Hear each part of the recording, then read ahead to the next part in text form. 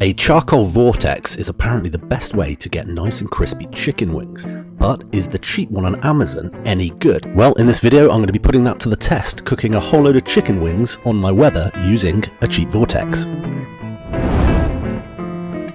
When I did my ONLYFIRE rotisserie video, everyone recommended to me I get the ONLYFIRE Vortex, and it was only $28.99 on Amazon, so I bought it. I'll put a link in the description if you want one yourself. From what I can tell online, Weber do a sort of version of this, but it's $64.99. Now the ONLYFIRE one comes in this rather unassuming brown cardboard box, and once opened, there are no bells and whistles. It is literally a steel cone in a polythene bag with a set of instructions.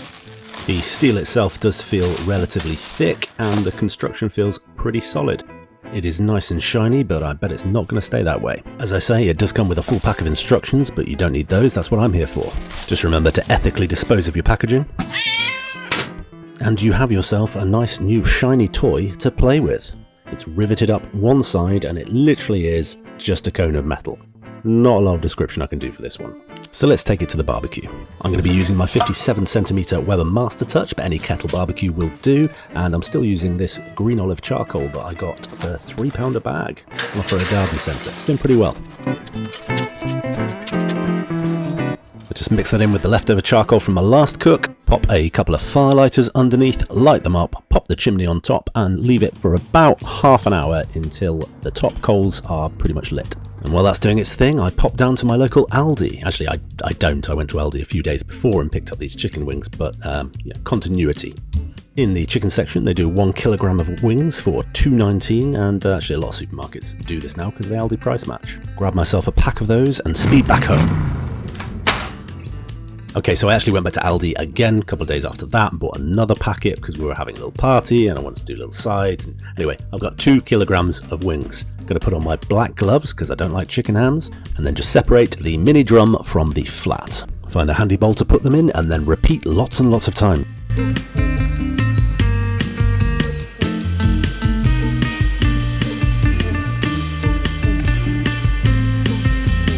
Interestingly, when I get onto my second pack, these ones have tips on. The first ones didn't, both from Aldi. No idea why.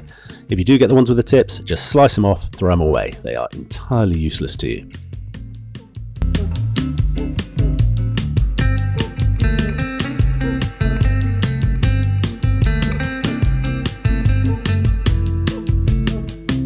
Once done, you should be left with just the tip. You can go ahead and pop these wherever she'll let you.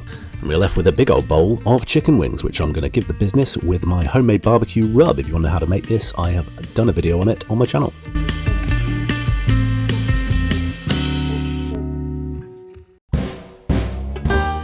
Now, once you have had a good old rub and are finished, time to go out to the barbecue.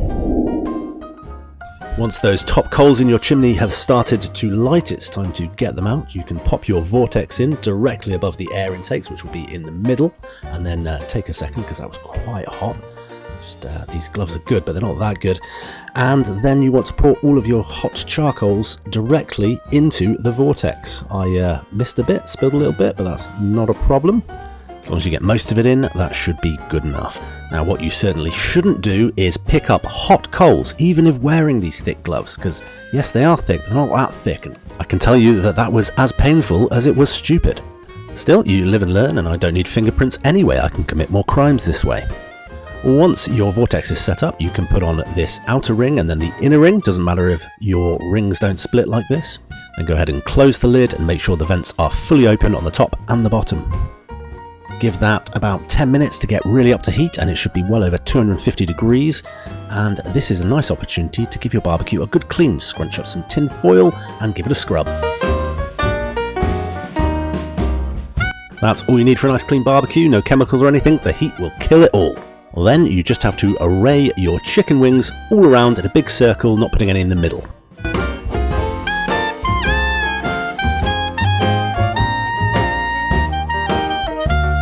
Then close it up and give it a good initial 10 minutes. 10 minutes having passed, and we can have a look at these, see how they're coming on, and they're coming on nicely. Not anywhere near cooked yet, but they're doing okay.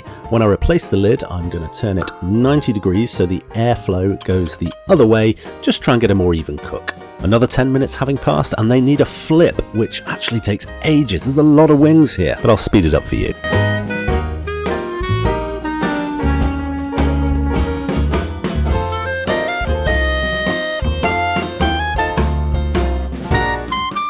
Everything's flipped and my hand's aching, but you can close it again, now turn it 45 degrees and give it a further 10 minutes. After half an hour in total, these wings are looking pretty done. I checked them on my probe and they're about 90 degrees, so they're perfect to pull off. So I grab my handy wing bowl and go about doing just that.